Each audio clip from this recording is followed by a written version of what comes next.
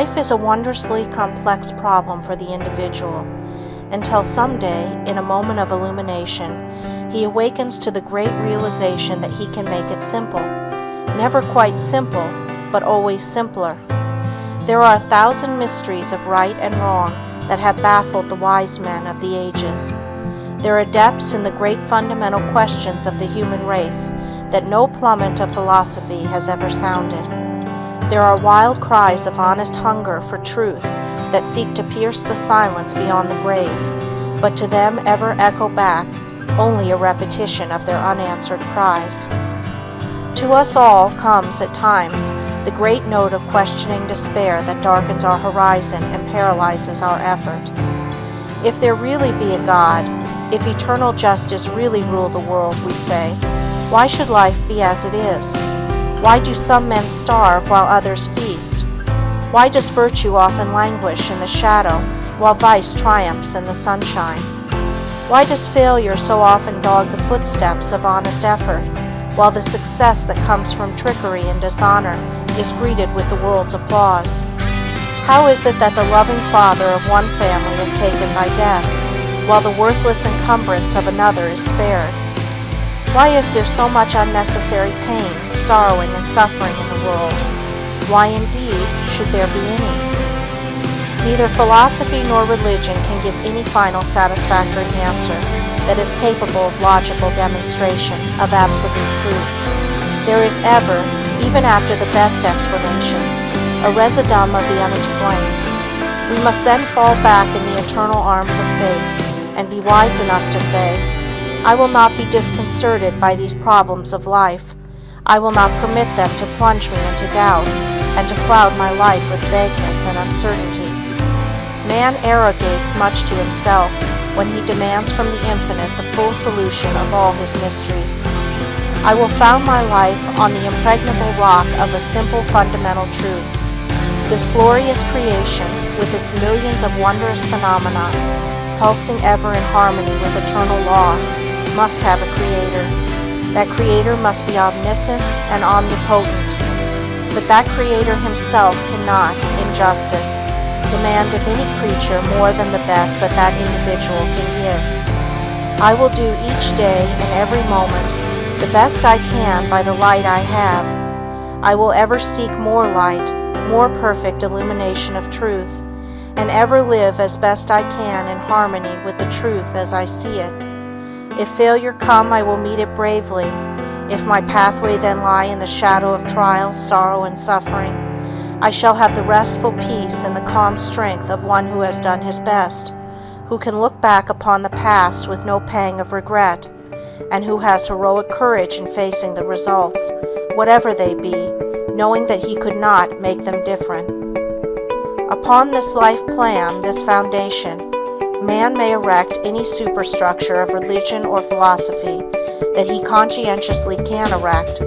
He should add to his equipment for living every shred of strength and inspiration, moral, mental, or spiritual, that is in his power to secure. This simple working faith is opposed to no creed, is a substitute for none. It is but a primary belief, a citadel, a refuge where the individual can retire for strength when the battle of life grows hard. A mere theory of life, that remains but a theory, is about as useful to a man as a gilt-edged menu is to a starving sailor on a raft in mid-ocean. It is irritating but not stimulating. No rule for higher living will help a man in the slightest until he reach out and appropriate it for himself, until he make it practical in his daily life, until that seed of theory in his mind blossom into 1,000 flowers of thought and word and act.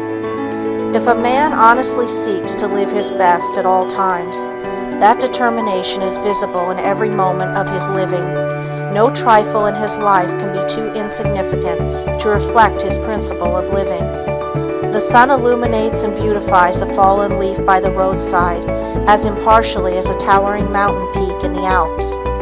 Every drop of water in the ocean is an epitome of the chemistry of the whole ocean.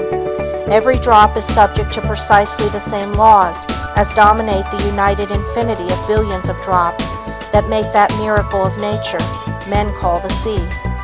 No matter how humble the calling of the individual, how uninteresting and dull the round of his duties, he should do his best. He should dignify what he is doing by the mind he puts into it. He should vitalize what little he has of power or energy or ability or opportunity in order to prepare himself to be equal to higher privileges when they come. This will never lead man to that weak content that is satisfied with whatever falls to his lot. It will rather fill his mind with that divine discontent that cheerfully accepts the best, merely as a temporary substitute for something better. The man who is seeking ever to do his best is the man who is keen, active, wide awake, and aggressive. He is ever watchful of himself in trifles. His standard is not, "What will the world say?" but, "Is it worthy of me?" Edwin Booth, one of the greatest actors on the American stage, would never permit himself to assume an ungraceful attitude, even in his hours of privacy. In this simple thing he ever lived his best. On the stage, every move was one of unconscious grace. Those of his company who were conscious of their motions were the awkward ones, who were seeking in public to undo or to conceal the carelessness of gestures and motions of their private life. The man who is slipshod and thoughtless in his daily speech, whose vocabulary is a collection of anemic commonplaces, whose repetitions of phrases and extravagance of interjections act but as feeble disguises to his lack of ideas, will never be brilliant on an occasion when he longs to outshine the stars. Living at one's best is constant preparation for instant use. It can never make one over-precise, self-conscious, affected, or priggish. Education, in its highest sense, is conscious training of mind or body to act unconsciously. It is conscious formation of mental habits, not mere acquisition of information. One of the many ways in which the individual unwisely eclipses himself is in his worship of the fetish of luck.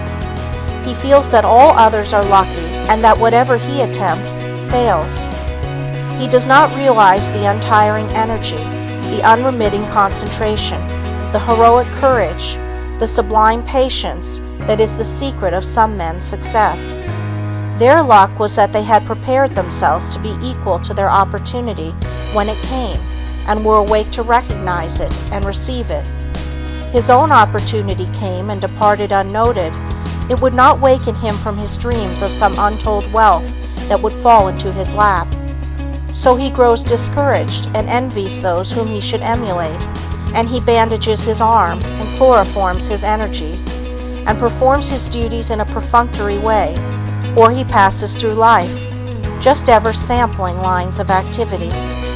The honest, faithful struggler should always realize that failure is but an episode in a true man's life, never the whole story. It is never easy to meet, and no philosophy can make it so, but the steadfast courage to master conditions, instead of complaining of them, will help him on his way. It will ever enable him to get the best out of what he has.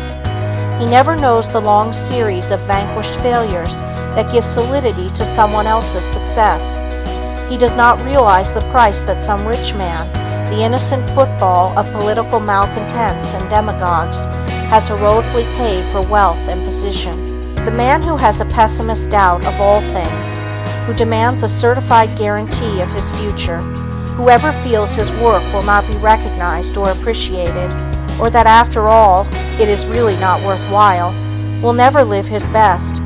He is dulling his capacity for real progress by his hypnotic course of excuses for inactivity, instead of a strong tonic of reasons for action. One of the most weakening elements in the individual makeup is the surrender to the oncoming years. Man's self-confidence dims and dies in the fear of age. This new thought, he says, of some suggestion tending to higher development, is good. It is what we need. I am glad to have it for my children. I would have been happy to have had some such help when I was at school, but it is too late for me. I am a man advanced in years. This is but blind closing of life to wondrous possibilities. The knell of lost opportunity is never tolled in this life. It is never too late to recognize truth and to live by it. It requires only greater effort, closer attention, deeper concentration, but the impossible does not exist for the man who is self-confident and is willing to pay the price in time and struggle for his success or development. Later in life, the assessments are heavier in progress, as in life insurance, but that matters not to the mighty self-confidence that will not grow old, while knowledge can keep it young. Socrates, when his hair whitened with the snow of age, learned to play on instruments of music. Cato, at 80, began his study of Greek, and the same age saw Plutarch beginning, with enthusiasm of a boy, his first lessons in Latin. The Character of Man, Theophrastus's greatest work, was begun on his 90th birthday. Chaucer's Canterbury Tales was the work of the poet's declining years. Ronsard, the father of French poetry, whose sonnets even translation cannot destroy, did not develop his poetic faculty until nearly 50. Benjamin Franklin at this age had just taken his really first steps of importance in philosophic pursuits. Arnauld, the theologian and sage, translated Josephus in his 80th year. Winckelmann, one of the most famous writers on classic antiquities, was the son of a shoemaker and lived in obscurity and ignorance until the prime of life. Hobbes, the English philosopher, published his version of the Odyssey in his 87th year and his Iliad 1 year later. Chevreul, the great French scientist, whose untiring labors in the realm of color have so enriched the world, was busy, keen, and active when death called him at the age of 103. These men did not fear age. These few names from the great muster roll of the famous ones who defied the years should be voices of hope and heartening to every individual whose courage and confidence is weak. The path of truth, higher living, truer development in every phase of life is never shut from the individual unless he closes it himself. Let man feel this, believe it, and make this faith a real and living factor in his life, and there are no limits to his progress. He has but to live his best at all times, and rest calm and untroubled no matter what results come to his efforts. The constant looking backward to what might have been, instead of forward to what may be, is a great weakener of self-confidence. This worry for the old past, this wasted energy for that which no power in the world can restore, ever lessens the individual's faith in himself, weakens his efforts to develop himself for the future to the perfection of his possibilities. Nature in her beautiful love and tenderness says to man, weakened and worn and weary with the struggle, do in the best way you can the trifle that is under your hand at this moment. Do it in the best spirit of preparation for the future your thought suggests. Bring all the light of knowledge from all the past to aid you. Do this and you have done your best. The past is forever closed to you. It is closed forever to you. No worry, no struggle, no suffering, no agony of despair can alter it. It is as much beyond your power as if it were 1,000,000 years of eternity behind you. Turn all that past with its sad hours, weakness and sin, its wasted opportunities, as light and confidence and hope upon the future. Turn it all in fuller truth and light, so as to make each trifle of this present a new past it will be a joy to look back to, each trifle a grander, nobler, and more perfect preparation for the future. The present and the future you can make from it is yours. The past has gone back with all its messages, all its history, all its records, to the God who loaned you the golden moments to use in obedience to His law.